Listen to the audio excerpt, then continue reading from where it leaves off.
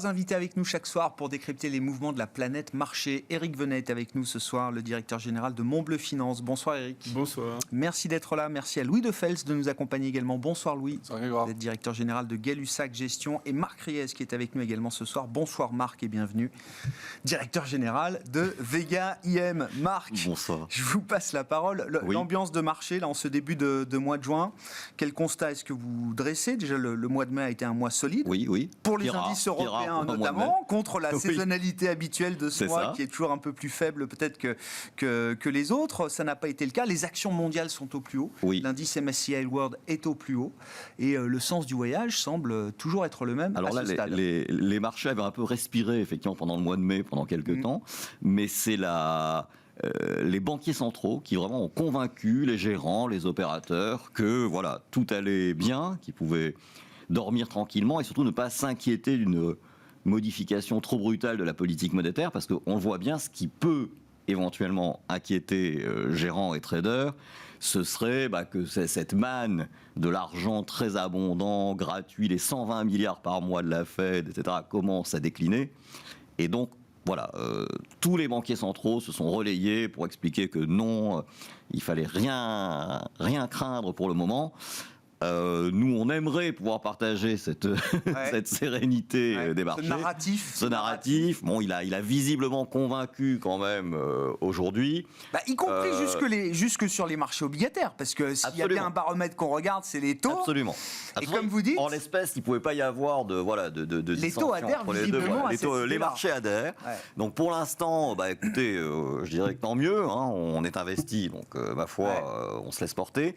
Par contre, c'est vrai qu'on a l'impression que là, les valos sont tendus, que beaucoup de bonnes nouvelles sont dans les cours.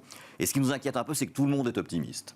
Alors, tous les commentateurs qui, en octobre dernier, à 4500, voyaient la fin du monde et n'en voulaient plus, sont maintenant tous à l'achat, tous contents, etc.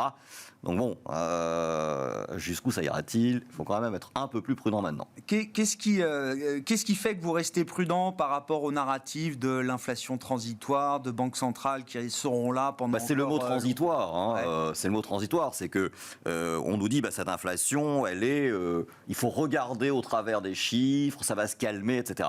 Certes, on pense aussi qu'à terme, ça va se calmer. Mais après, la question, c'est de savoir combien ce transitoire peut durer. Parce que s'il dure encore quelques mois, il va y avoir inévitablement des tensions au sein des banques centrales pour lever un peu le pied, pour commencer ce fameux tapering. Alors, est-ce que ce sera au moment de Jackson Hole cet été? On ne sait pas. Ce qui nous semble, c'est que si vous voulez, ce qui fait bouger les marchés, c'est le fait qu'il y ait des nouvelles meilleures ou moins bonnes qu'attendues. Là, en l'espèce, on a l'impression que beaucoup de bonnes nouvelles sur le front des banquiers centraux, des plans de relance, de la vaccination, du redémarrage de l'économie, le marché les connaît. Voilà. Et que donc, le surcroît de nouvelles qui peut tomber risque, à un moment donné, d'être un peu plus négatif.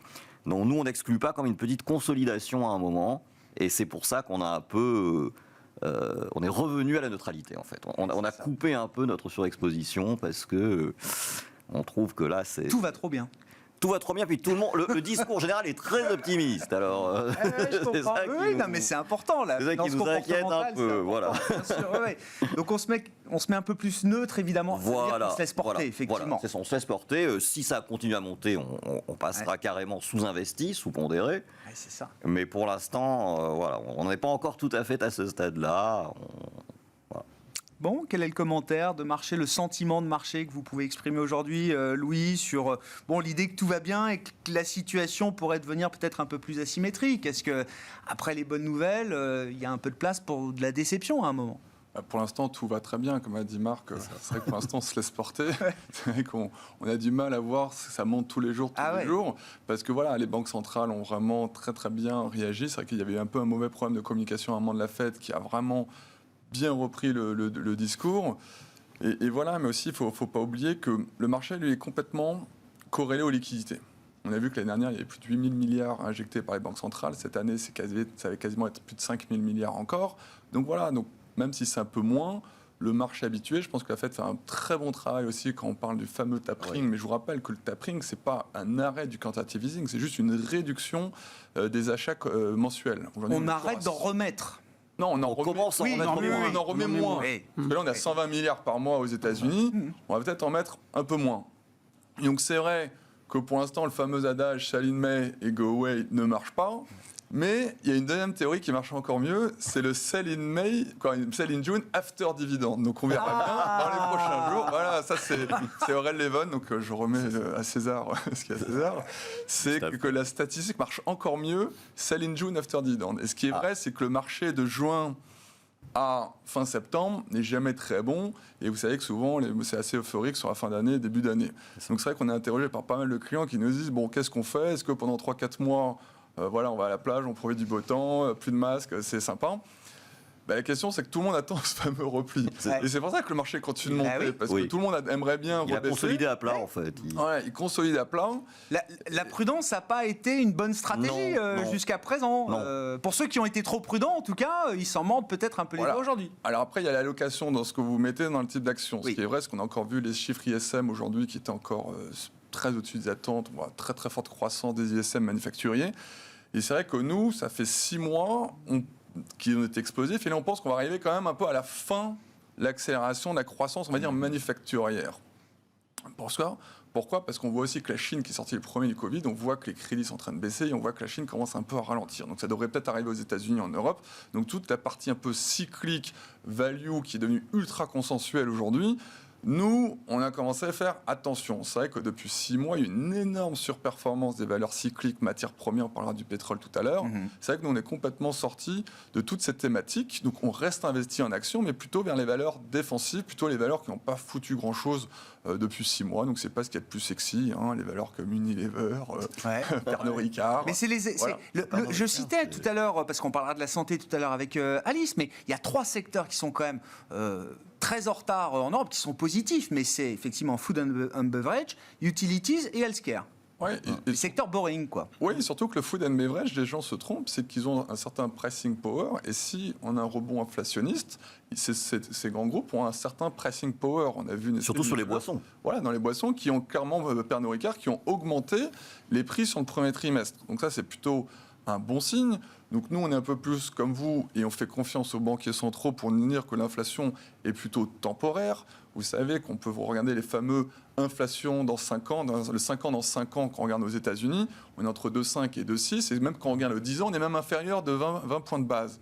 Donc c'est-à-dire que dès 2022, quand tous les plans de relance vont commencer à se normaliser, et on l'a bien vu sur les taux d'intérêt aux États-Unis qui sont autour d'un 60 qui se normalisent. Donc là, on pense que tout ça devrait se normaliser.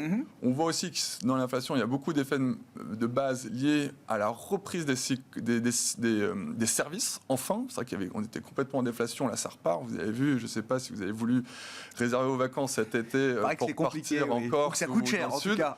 C'est hors de prix avec les billets d'avion qui ont fait x4, les prix des voitures, c'est vraiment, de temps en temps, je me demande comment les Français vont faire cet été. Bon, c'est un autre sujet. Plus le prix des inflations, c'est vrai que le coût des l'épargne, tout le monde, les économistes parlent des fameux cagnottes qu'on a dans l'épargne. Je pense qu'après cet été, si je consomme, ça va fondre assez vite parce que c'est vrai qu'il y a quand même un peu d'inflation sur ces choses-là. Mais quand on repart sur long terme, nous on ne pense pas trop qu'il y a que l'inflation, c'est que du passager et on n'est pas inquiet.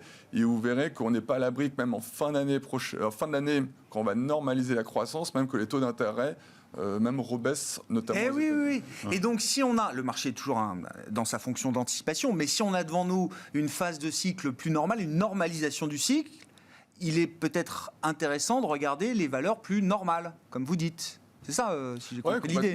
Des valeurs qui, depuis 6 mois, ont été un peu impactées par la fameuse rotation sectorielle vers la value. Après, il ne faut pas confondre value et cyclique. Je vous rappelle, les values, nous, ce qu'on appelle, c'est les valeurs à faible PE qui ne sont pas forcément croissantes. Donc, on peut appeler un peu les value traps. C'est un peu les sociétés des anciens modes, du ancien monde, les banques, les télécoms. C'est vrai que vous n'avez pas de croissance, les supermarchés, les Carrefour, tout ça. Donc, c'est vrai que je peux comprendre que certains veulent acheter ces valeurs-là pour se prémunir d'une éventuelle hausse des taux. Mais nous, on continue de préférer certaines valeurs de qualité de croissance défensive, pas plus à n'importe quel prix, parce que c'est vrai que pendant encore 2-3 mois, on va encore avoir certaines poussées inflationnistes. Donc on a bien vu que le Nasdaq a plutôt sous-performé depuis quelques mois. Donc c'est vrai que les valeurs à très fort PE, voilà, il faut faire un peu attention. Et revenons plutôt vers du qualité défensive plutôt que la très forte croissance. Bon, et on le voit d'ailleurs sur la séance du jour, dès qu'on gagne quelques points sur les taux, tout de suite le Nasdaq faiblit. Et le Nasdaq a été même négatif au cours du mois de mai. C'est un des rares indices c'est à moins 1,5 à peu près. Qui n'a rien fait en mai et qui a même accru encore un petit peu son retard. Vos commentaires de marché, vos remarques, Eric, là, sur la situation, l'état des lieux actuel, l'ambiance, est-ce qu'on est proche de l'euphorie? Est-ce qu'il faut... Je ne crois pas en fait. Moi, j'ai pas du tout le même narratif. Je pense qu'on est sur... l'image du paquebot, il est parti pour monter, alimenté par, on l'a déjà dit, des liquidités, surtout une vision. C'est-à-dire qu'on sait qu'on a une croissance forte, par une demande qui est là, que le problème sera un peu l'offre et une surchauffe un peu au niveau des prix, et avec un espèce de, comme une centrale nucléaire, voilà, avec les taux d'intérêt longs qui vont plus ou moins refroidir ou réaccélérer. Et donc, tant qu'on n'a pas de petits accidents ou de petits interrogations comme ça venues des opérateurs, de temps en temps, on a des petits coups de chaud. Vous continuez. Et nous, on profite à chaque fois des petits coups de chaud des opérateurs, pour prendre. Et du coup, vous avez ça sur les taux d'intérêt. Vous prenez des bancaires. Tous ces secteurs-là, vous avez de temps en temps des ajustements de 5-6%. Vous avez la même chose sur du Arcelor. Vous avez de temps en temps des ajustements. Vous avez des ajustements alors, moins sur le luxe, parce que le luxe, c'est vraiment trop. Là, il n'y a jamais d'ajustement. Le luxe, de toute façon, ça arrange quelle que soit la phase de marché. Ça peut être défensif, ça peut être cyclique. On trouve toutes les vertus au luxe, quelle que soit la conjoncture. En fait, ce qui fait que je n'ai pas 20% de cash parce que je suis timoré par rapport à cette croissance. Simplement que ça me permet de remettre un peu de pétrole dans l'idée, à chaque fois que vous avez et de même de prendre un peu de bénéfices, parce que vous avez une rotation. Non. Même la normalisation de l'activité économique, la dérivée seconde qui s'atténue un peu. Non, pour l'instant, on n'y est pas. Ah non, la dérivée seconde. Il n'y a pas l'inflexion pour vous. Je parle de l'Europe. Ah d'accord. Ok. Je parle de l'Europe. Donc sur l'Europe, on est encore en pleine phase d'accélération. Je ne suis pas compétent pour parler des autres marchés. J'ai déjà du mal. Donc avec mon marché comme l'Europe, ça suffit déjà. Surtout pour une fois que la performance peut se faire sur l'Europe. Donc, on n'est pas. Par contre, effectivement, je pense que le timing important sera Jackson Hole, parce qu'on aura d'autres discours de politique monétaire. Mais les banquiers centraux ont parfaitement bien jaugé la chose. Pour moi, ma vision, c'était, au départ, vous avez une remontée des taux longs parce qu'il faut se reconnecter avec la réalité. Et là, globalement, on est à peu près persuadé, parce que les banquiers centraux nous ont aidés, qu'entre 1,55 et 1,70 aux États-Unis, taux long, on est dans un taux qui, à peu près, qui satisfait tout le monde, ainsi de suite. Bon, on a quasiment presque vendu un début de tapering pour Jackson Hole, enfin, à peu près. Donc, voilà, de temps en temps, on aura une statistique ou quelqu'un qui parle, vous savez, ça peut peut-être arriver, ou alors le tapering peut être un peu plus violent qu'on ne pense, et hop, on aura un coup de chaud, mais je ne vois pas aujourd'hui un accident de marché. Voilà. Alors, par contre, on aura peut-être un accident de marché venant de l'Asie. Parce que ce qu'on est en train de voir, c'est que, et on arrive à l'inflation, c'est que l'atelier du monde, qui était avant la Chine, mais maintenant que l'Asie du Sud-Est, commence à souffrir. Vous avez la Malaisie qui se referme sur 15 jours. Vous avez un variant au Vietnam qui commence à poser quelques questions. Et je pense que ça va un peu bloquer au niveau de l'offre. Et du coup, on va rajouter une petite couche sur l'inflation. Et donc, on risque de se reposer une petite... Parce que celle-là, on l'a pas vu. Le questionnement qu'on avait en début d'année sur l'inflation américaine, il peut revenir par l'Asie et par la production manufacturière d'Asie qui est exportée à travers le monde. Je pense, parce que pour l'instant, on ne l'a pas du tout intégré. Non. Donc, c'est peut-être là. Mais encore une fois, moi, je trouve que l'inflation, c'est juste... voilà. Ça fait des années... Mais oui, bien sûr, ça fait des années qu'on est dans de la déflation. Voilà. L'inflation n'est pas un problème. il faut simplement que le consommateur, qui était dans un esprit il y a encore quelques années, j'attends parce que les prix sont stagnes, donc je prends mon temps, voire je freine parce qu'on va me faire des promos, c'est fini ce temps-là. Et moi, je suis convaincu que maintenant, le consommateur va voir que c'est fini. Quand vous parliez des vacances, quand il va voir le prix des vacances, vous posez la question, est-ce qu'il va le faire? Mais il va le faire, mais ça, sans aucun problème. Et il va donc intégrer le fait que maintenant, il faut accepter une hausse des prix. Et donc, il y aura une pression sociale énorme à la rentrée pour des augmentations de salaire dans les entreprises. S'il n'y a plus de promos, si les vacances ont coûté cher, si on a utilisé une partie de son épargne, ça va se jouer dans les entreprises demain sur la pression salariale. C'est pas la rentrée, c'est pas la rentrée. Non, c'est pas la rentrée. Ça, c'est beaucoup plus structurel. Et ça, c'est pour moi le vrai second tour. Alors quand on parle mais c'est pas pour l'automne, quoi. C'est pas pour l'automne. Non, je crois pas. Non.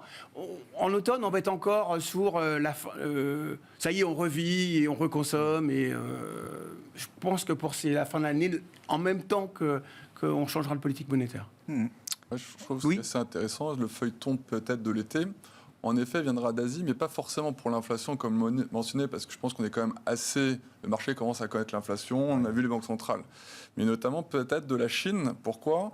On a vu ces chiffres de l'exportation qui commencent à baisser, notamment à cause de sa monnaie qui devient de plus en plus forte.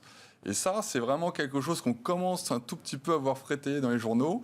Et rappelez-vous, l'été 2015, quand la Chine était un peu intervenue, le marché, on était tous en vacances au mois d'août, le marché avait chuté. Donc, dévaluation du yuan, baisse de 2% du yuan. Oui, mais à l'époque, ça avait fait c'était massif, mais sur le marché. Pour une monnaie réglée et pilotée. Oui. Donc, est-ce que ça sera le feuilleton de l'été ? Pourquoi pas ? Mais voilà, après, ce sera encore, je pense, des occasions pour entrer dans les marchés, parce qu'un marché n'est jamais fortement baissier quand vous avez une telle croissance de perspective, de croissance de bénéfices par action sur 21 et sur 2022. Donc c'est pour ça que le marché, à chaque fois, perd 3-4%, nous, ce qu'on maximum. C'est ce qu'on envisageait. C'était une correction. Voilà. Après, moi, sur le sujet, pour aller dans le sens que vous dites, c'est que moi, c'est pas tellement le business qui m'inquiète, le business de l'été ou de la fin d'année, etc. Ça, j'ai l'impression finalement que c'est quand même très bien barré. Ma source d'inquiétude et le fait que je sois un peu moins optimiste sur les marchés, elle vient plutôt du fait que là, on a tout. C'est-à-dire qu'on a le business qui a l'air de s'améliorer et les banques centrales qui continuent à alimenter à fond. Donc, moi, mon interrogation, elle est sur comment le marché va percevoir l'inflexion de politique monétaire. Parce que ça, on sait que on a eu des marchés qui, depuis la crise de 2008, sont complètement dépendants des politiques monétaires dans leur évolution. En tout cas, il y a une corrélation extrêmement forte entre 100%. Voilà, entre l'évolution des totals de bilan des banques et les marchés. Et donc, moi, c'est ça plutôt. C'est pas le fait de me dire, le soufflet va retomber, les gens n'auront plus d'argent, ou ils vont pas vouloir consommer plus, ou ils le feront pas. Non, c'est vraiment de se dire, ce moteur-là va continuer, mais l'autre, peut-être pas. Et n'oubliez pas qu'on est quand même sur des valorisations. Là, aux États-Unis, on est sur 21 fois les résultats des entreprises. Alors, on est allé à 24 fois en 2000, on s'en souvient, donc ça peut aller à nouveau à 24 fois. Mais c'est plus bon marché. Voilà, avec une moyenne historique à 15,1, quand on paye 21, bon... Vous dites qu'il y a quand même un plafond de verre à un moment. Je dis, Sky peut pas être la limite. Si vous voulez, ce qui vous donne envie d'être surpondéré, c'est quand effectivement il y a ces triggers et quand c'est relativement bon marché. Là, ça n'est plus bon marché. Voilà. C'est un argument qui a disparu. Et même dans le private equity, quand on entend les deals de private equity, il a payé 15 fois les bits, 16 fois les bits. Plutôt les bidas même. Les bidas, non mais bon, d'accord, mais tout est cher, quoi. Il y a beaucoup d'argent, c'est pour ça. Vous êtes surpondéré à un moment donné parce que vous n'avez pas le choix. Vous ne pouvez pas être sur les marchés obligataires, donc, de toute façon, parce que vous avez que des coûts à prendre. C'est vrai. Je vais venir à votre sens, c'est-à-dire qu'en fait, aujourd'hui, on n'est que en action parce que, de toute façon, il n'y a pas grand-chose à faire. Il n'y a pas grand-chose à faire d'autre, si on veut faire son job.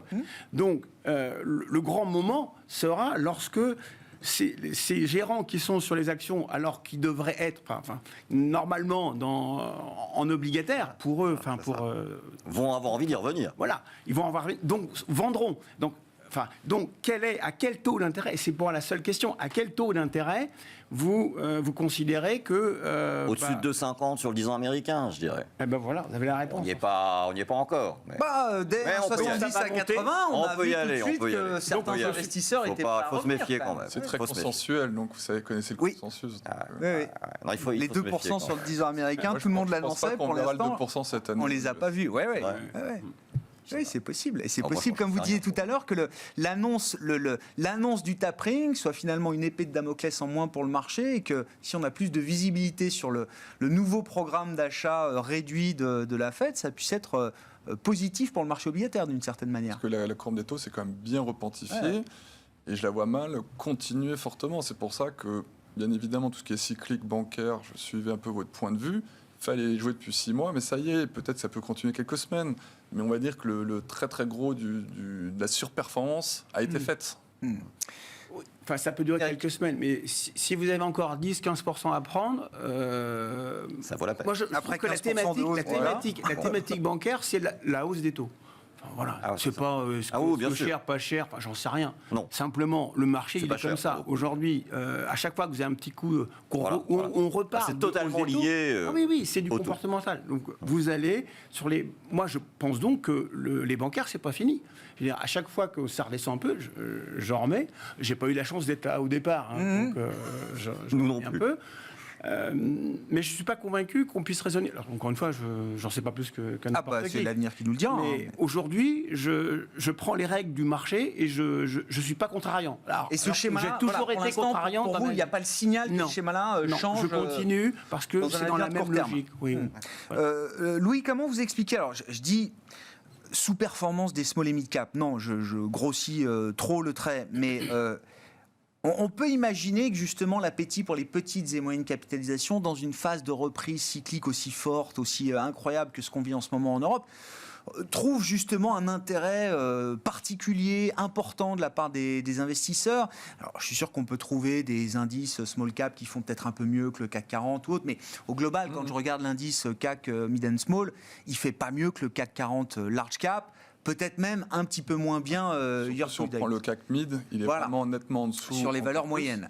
Comment vous expliquez, je ne sais pas si vous parlez de désintérêt, mais qui n'est pas l'intérêt qu'on aurait pu attendre pour ce compartiment de marché dans cette phase de reprise cyclique? Pour une fois, je trouve ça plutôt assez sain, parce que c'est vrai que normalement, les gens viennent très souvent vers les small caps parce qu'elles ont un bêta supérieur et pour jouer ce côté plus cyclique. Et c'est vrai que cette fois-ci, ça n'est pas vraiment le cas.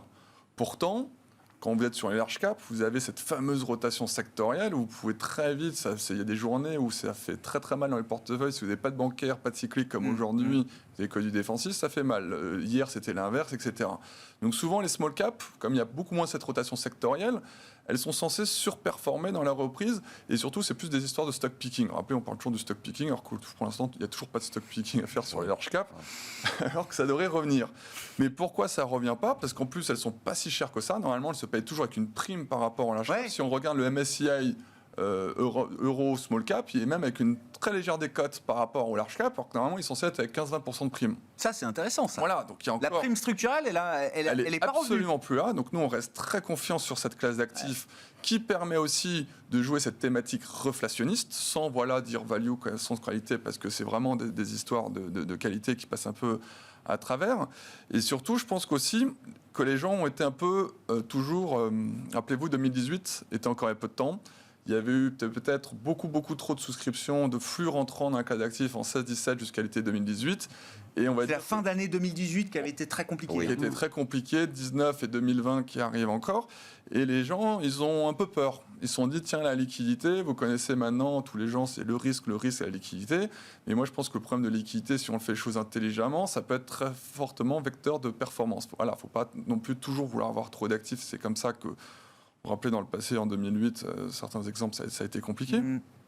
Mais quand on fait les choses bien, et c'est ça ce qui est plutôt assez sain, c'est que les flux sont revenus que tout doucement. Donc c'est pour cela que je pense qu'en ce moment, la classe d'actifs, elle a encore de beaux jours à venir devant elle, parce qu'elle sont toujours avec une décote, les flux ne sont pas encore revenus. Il y a beaucoup d'histoires qui sont belles.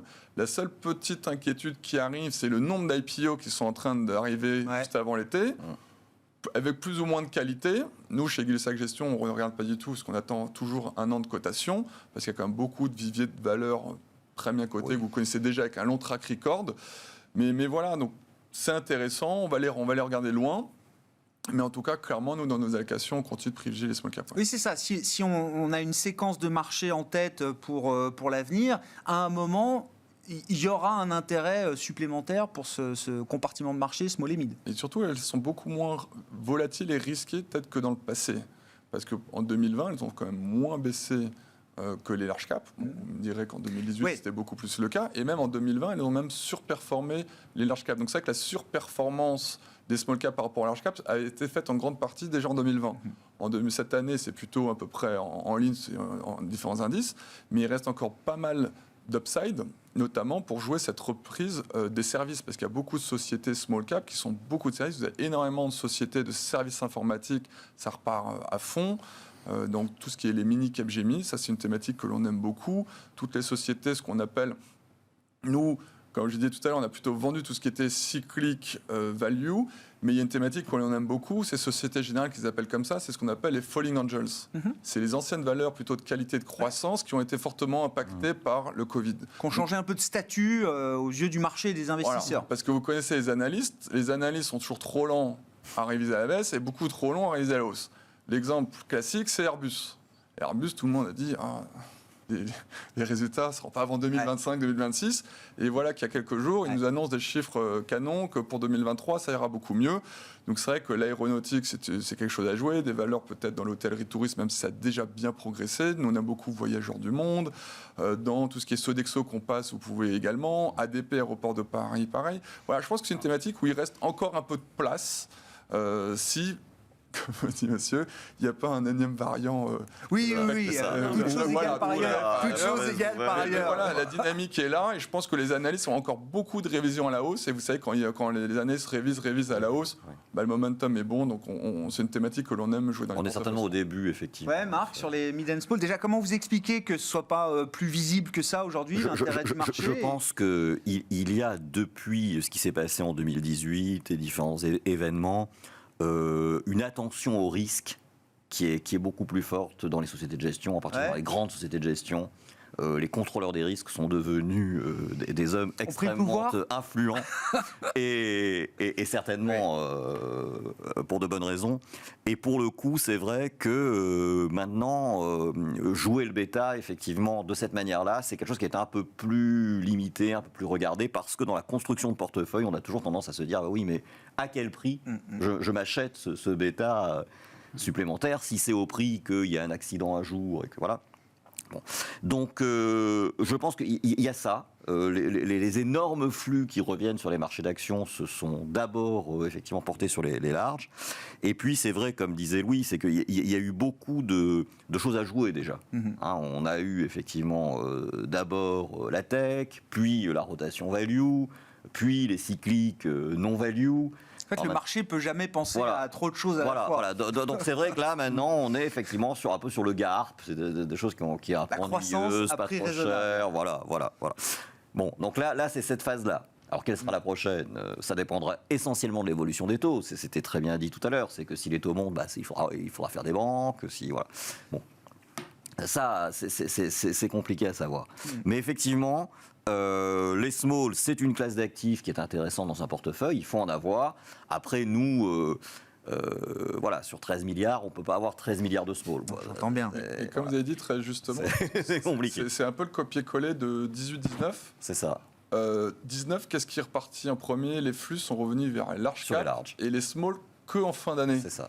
Et bien là, c'est un peu pareil. Enfin, les flux reviennent sur l'Europe, sur les large cap, qui permettent à l'Europe de surperformer enfin les US. Et on espère bien avoir un très bon septembre, décembre sur les small cap. La fin d'année risque d'être bonne. Je pense qu'il faut attendre qu'il y ait du volume sur les small. En fait, ça vous a permis. Ce sera ça.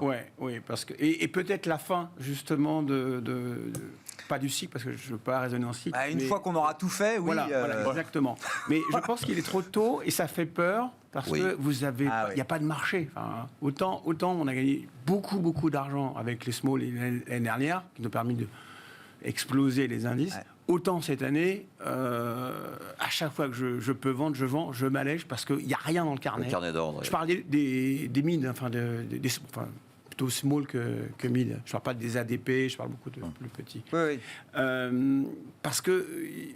Ou alors, j'ai une autre théorie, peut-être que le marché était présent avec beaucoup de day traders, enfin de particuliers qui étaient présents l'année dernière sur ces là et qui sont portés sur des micro small cap. Voilà. Beaucoup de particuliers se sont investis dessus. Oui, et qui maintenant sont sur les crypto-actifs en fait. Ouais. Et là, il n'y a plus de marché. Enfin, mais même des fois sur du Beneteau, vous avez des variations énormes. Donc ça se justifie pas. Donc on va aller chercher du bêta alors qu'il y a peut-être un bêta, mais vous n'arrivez pas à le contrôler parce que c'est un problème de liquidité. Donc autant je suis un peu plus sûr de gagner de l'argent sur les grosses, parce que pour moi c'est vraiment un truc. C'est le paquebot. Et je pourrais sortir davantage par rapport à un hypothétique relais. Enfin, je le ferai peut-être, mais pour moi, ça sera une fois que les liquidités seront venues. Il nous reste quelques minutes. Je sais pas, je voulais peut-être remettre sur la table les dernières actualités en provenance de Chine. Louis, vous l'avez évoqué, la force du yuan, effectivement, qui est un sujet. Et puis, la nouvelle politique familiale. En tout cas, l'idée que la Chine a besoin de stimuler beaucoup plus sa démographie qui est très déclinante.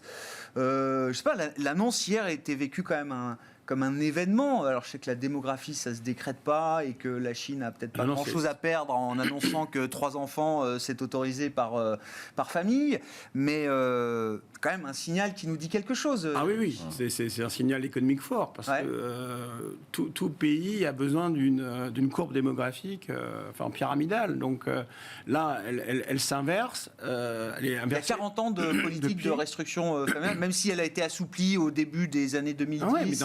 Mais ce qui est grave, ça n'a pas fonctionné. Mais c'est ça la vraie question, c'est que ça n'a pas fonctionné. Et quand si ça ne fonctionne pas parce qu'on vous autorise à avoir 2 enfants, ça n'a pas fonctionné pour avoir 3 enfants.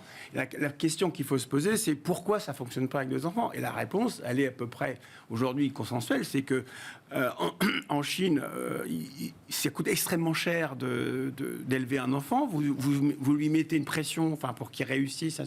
Donc en termes d'éducation, c'est important. Plus les parents vieillissants et les grands-parents qui sont parfois encore là. Donc vous n'avez juste pas les moyens, en fait. Donc la politique qui serait peut-être plus pertinente, c'est d'aider l'éducation des enfants, la facilité dans la vie de tous les jours. Je ne suis pas cinéphile, mais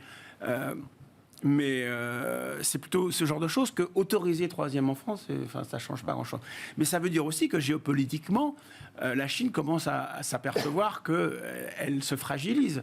Et pour moi, c'est le retour aux réalités économiques. C'est que on voit peut-être pas forcément bien la faiblesse intérieure du modèle chinois, qui sont développés énormément, très, très, très vite. Mais elle a besoin de se transformer encore plus si elle veut atterrir dans son modèle économique, en fait. Et le fait de le dire maintenant met encore un coup de pression, c'est-à-dire que la Chine est en train de s'apercevoir que il y a l'Inde à côté qui a une superbe courbe et que son modèle est un peu vieillissant. Je rappelle que ça fait des années qu'elle essaie de retourner vers la consommation au détriment des exportations, mais que cette consommation dépend aussi, effectivement, de la courbe démographique aussi. Donc, il y a urgence et simplement un rappel des données fondamentales économiques que c'est finalement c'est la population qui vous fait, in fine, une croissance d'une économie. Bon, le thème démographique chinois, c'est un thème qui a été très porteur pour l'investisseur d'une certaine manière, avec la progression du PIB par habitant des classes moyennes depuis 40 ans. Et c'est intéressant parce qu'il y a quelques semaines à peine, Goldman Sachs, les brokers de chez Goldman Sachs dégradaient par exemple le titre Danone sur l'argument qu'il y avait justement dans certaines régions spécifiques de Chine, un affaiblissement très marqué de la démographie dans la période pandémique en plus qui n'a sans doute rien arrangé. Mais c'est un argument pour l'investisseur très fort. Oui, c'est un argument fort. Et puis surtout, c'est ce qui a été dit, c'est que si les Chinois veulent vraiment inverser une tendance comme ça, il va falloir qu'ils mettent beaucoup de moyens et de réformes structurelles très profondes dans les retraites, dans le travail des femmes, la garde des enfants, l'éducation. Il y a énormément de sujets à aborder pour inverser une machine comme celle-là. Alors après, ils ont montré que voilà, ils étaient capables de faire des choses très très spectaculaires, donc ne les sous-estimons pas, peut-être qu'ils vont arriver à relancer les choses, mais c'est vrai que quand on regarde la démographie mondiale depuis quelques années, on voit bien que dès qu'un pays s'enrichit, bah forcément la natalité commence à décliner. Donc malheureusement, ce sera, je pense, effectivement très compliqué pour eux d'inverser cette tendance. Bon, et puis sur le pétrole, je ne sais pas s'il y avait un petit commentaire à faire, on l'a dit d'un mot, mais c'était la réunion de l'OPEP aujourd'hui. Alors bon, les cours des matières premières sont de toute façon là tirés par le rebond extraordinaire de la demande, une offre en plus qui a été limitée sur le pétrole volontairement par les accords au sein de l'OPEP avec la Russie également. Est-ce qu'il y a un enjeu particulier c'est subtil. Le pilotage, voilà. Ouais, c'est subtil, parce qu'effectivement, il ne faut pas qu'il y ait trop de pétrole, parce que l'économie ne pourrait pas l'absorber. Mais il ne faut pas non plus que le pétrole soit trop cher, parce que sinon les Américains vont rouvrir les robinets du gaz de schiste et du pétrole de schiste. Donc voilà, c'est du fine-tuning, ce que fait l'OPEP+. Donc pour le coup, ils avancent un peu à pas compter. Ils vous ont dit effectivement juin, juillet, août, etc.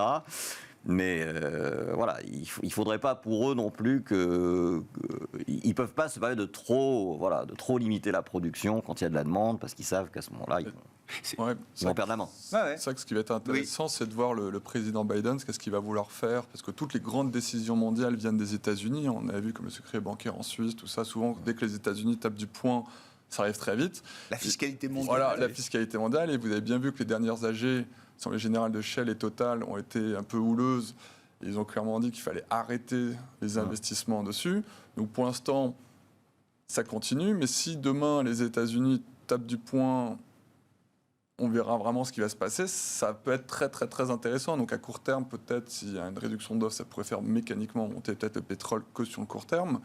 Mais nous, on pense que vous avez bien vu que la technologie qui est avec le gaz de schiste, on n'est qu'au début. Et je pense il y a toujours tellement de technologie. Je pense, pour moi, je ne vois vraiment pas, sur le long terme, que le pétrole soit beaucoup, beaucoup trop cher par la technologie. Et je pense qu'il y en a encore partout. Et il y a encore plein d'endroits dans le monde où on pourra en trouver. Et notamment avec la transition énergétique et tout ça, je pense vraiment que le pétrole n'aura, dans 15-20 ans, plus du tout le rôle stratégique qu'il est aujourd'hui. Donc c'est pour ça que tous les grands groupes du Golfe sont en train d'investir dans plein d'autres choses pour pouvoir complètement sortir de ce business model. Bon. Sur le pétrole en tant que tel, Eric, j'ai une réflexion. J'ai bien aimé le pilotage très fin. Ça fait penser comme une banque centrale. Exactement. Mais oui, mais c'est la banque centrale. Benjamin Louvet chez Office, je lui rends hommage au passage. Il nous dit l'OPEP et l'OPEP+, a fortiori, c'est la banque centrale du pétrole. Voilà, c'est ça. On est dans une économie bien pilotée, en fait. Enfin, jusqu'à maintenant. Oui, bah après, sauf sortie. Quand il n'y a pas d'accident. Voilà, sauf sortie de route. $71 on a vu sur le Brent aujourd'hui. Bon, c'est un prix qui convient à tout le monde à ce stade. Il n'y a pas de sujet là-dessus. Merci beaucoup, messieurs. Merci d'avoir été les invités de Planète Marché ce soir. Éric Venet, directeur général de Montbleu Finance, Marc Ries, directeur général de VGIM et Louis Defels, directeur général de Gay-Lussac Gestion, étaient nos invités dans Smart Bourse ce soir.